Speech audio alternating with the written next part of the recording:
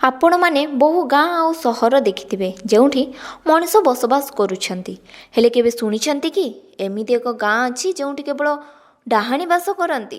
ଆଜ୍ଞା ହଁ, ଆପଣ ଠିକ୍ ଶୁଣିଲେ, ଯାହା ଆଫ୍ରିକା ଦେଶର ଘାନାରେ ଅବସ୍ଥିତ। ଏହାଛଡ଼ା ଆହୁରି 6ଟି ସ୍ଥାନ ମଧ୍ୟ ଅଛି ଯାହାକୁ ଡାହାଣୀ ଗାଁ ବୋଲି କୁହାଯାଏ।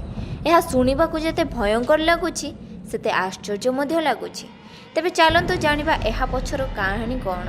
ମୁଁ ପ୍ରିୟା ଆପଣମାନଙ୍କୁ ସ୍ୱାଗତ କରୁଛି ରହସ୍ୟମୟ ଦୁନିଆକୁ।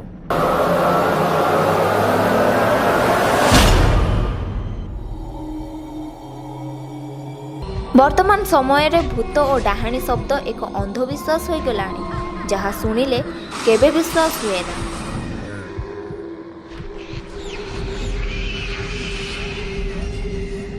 ହେଲେ ଏବେ ବି ଭୂତ ଓ ଡାହାଣୀ ଘୁରି ବୁଲୁଛନ୍ତି, ଯାହା ଆପଣମାନେ ଶୁଣିଲେ ଆଶ୍ଚର୍ଯ୍ୟ ହୋଇଯିବେ ନିଶ୍ଚୟ।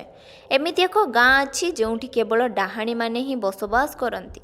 ତାହା ଯେତିକି ଭୟାନକ ସେତିକି ଅନ୍ଧବିଶ୍ୱାସ ମଧ୍ୟ। ଘାନା, ଯେଉଁଠି ଏବେ ଅନ୍ଧବିଶ୍ୱାସରେ ରହୁଛନ୍ତି ଲୋକ। ଘାନାରେ ଏମିତି 6ଟି ଗାଁ ଅଛି ଯେଉଁଠି ଅନ୍ଧବିଶ୍ୱାସ କାରଣରୁ ମହିଳାମାନଙ୍କୁ ଡାହାଣୀ ବୋଲି କୁହାଯାଏ। ସେଠାରେ କେବଳ ଡାହାଣୀମାନେ ହିଁ ବସବାସ କରନ୍ତି। ସେ ସ୍ଥାନକୁ ଡାହାଣୀ ସ୍ଥାନ ବୋଲି ମଧ୍ୟ କୁହାଯାଏ। ସେଠାରେ ରହୁଥିବା ମହିଳାମାନଙ୍କୁ ଡାହାଣୀ ବୋଲି କହି ବହିଷ୍କାର କରାଯାଏ, କାରଣ ସେଠାକାର ଲୋକଙ୍କ ମଧ୍ୟରେ ଅନ୍ଧବିଶ୍ୱାସ ଭରି ରହିଛି। ତେବେ କାହିଁକି ଓ କ'ଣ ପାଇଁ ଡାହାଣୀ କୁହନ୍ତି ଏଠି ମହିଳାମାନଙ୍କୁ?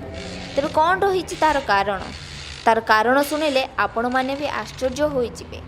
ଘାନାରେ ପ୍ରତିବର୍ଷ ହଜାର ହଜାର ମହିଳାଙ୍କୁ ଡାହାଣୀ କହି ଜିଅନ୍ତା ଜାଳି ଦିଆଯାଏ, କାରଣ ସେମାନଙ୍କ ସ୍ୱାମୀ ମରିଯାଇଥାନ୍ତି। ଯଦି ସାପ କାମୁଡ଼ାରେ କେଉଁ ବ୍ୟକ୍ତି ମରିଯାଏ ତେବେ ତାଙ୍କ ସ୍ତ୍ରୀମାନଙ୍କୁ ଡାହାଣୀ କୁହାଯାଏ। ସେହିଭଳି ପାଣିରେ ବୁଡ଼ି ମରିଯାଉଥିବା ସହିତ ରୋଗ ହୋଇ ମରିବା ଏବଂ ଭିନ୍ନ ଭିନ୍ନ କାରଣରୁ ମରିଯାଉଥିବା ବ୍ୟକ୍ତିର ସ୍ତ୍ରୀମାନଙ୍କୁ ମଧ୍ୟ ଡାହାଣୀ ବୋଲି କୁହାଯାଇଥାଏ। ଆଉ ଯଦି କେହି ବଞ୍ଚି ରହୁଛି ତେବେ ତାଙ୍କୁ ଘାନାରେ ରହିବାକୁ ପଡ଼ିବ। ଏହା ସହିତ ସେଠାକାର ମହିଳାମାନଙ୍କୁ ଗରିବ କାରଣରୁ ମଧ୍ୟ ଡାହାଣୀ କୁହାଯାଇଥାଏ। ଘାନାରେ ଏପରି 6ଟି ସ୍ଥାନ ଅଛି, ସେଥିରୁ 2ଟି ଗାଁ ବହୁ ପ୍ରସିଦ୍ଧ। ପରିବାର ଛାଡ଼ି ଏଠି ରହୁଥିବା ମହିଳାମାନେ ନିଜର ପରିଚୟ ହରାଇବା ସହିତ ଘର ଲୋକଙ୍କୁ ମଧ୍ୟ ଭୁଲି ଯାଇଥାନ୍ତି। ଏମିତିକି ପରିବାର ଲୋକେ ମଧ୍ୟ ଏମାନଙ୍କ ସହିତ କୌଣସି ସମ୍ପର୍କ ରଖନ୍ତିନି। ଏପରି ପରିସ୍ଥିତିରେ ସେମାନେ ସମାଜରେ ଅଲଗା ହୋଇ ରହିଥାନ୍ତି। ସେଠାରେ ରହୁଥିବା ମହିଳାମାନେ ଚାଳ ଛପର କରି ରହୁଥିବା ସହିତ କାମ କରି ନିଜ ପେଟ ପୋଷନ୍ତି। ଏମାନଙ୍କ ସଂଖ୍ୟା ପ୍ରାୟ 2000ରୁ ଅଧିକ ହେବ।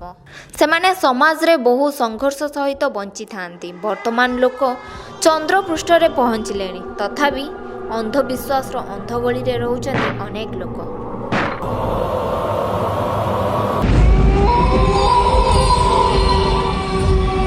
ଯଦି ଭିଡ଼ିଓଟି ଭଲ ଲାଗିଥିବ ତେବେ କମେଣ୍ଟ ବକ୍ସରେ ଜଣାଇଦେବେ। ଏହିଭଳି ଆଉ କିଛି ଭଲ ଭଲ ଭିଡ଼ିଓ ଦେଖିବା ପାଇଁ ଆମ ୟୁଟ୍ୟୁବ୍ ଚ୍ୟାନେଲକୁ ସବସ୍କ୍ରାଇବ୍, ଲାଇକ୍ ଓ ସେୟାର କରନ୍ତୁ। ଆଉ ଆମ ଫେସବୁକ୍ ପେଜକୁ ଲାଇକ୍ କରିବାକୁ ଜମାରୁ ବି ଭୁଲିବେନି। www.voiceofodisha.com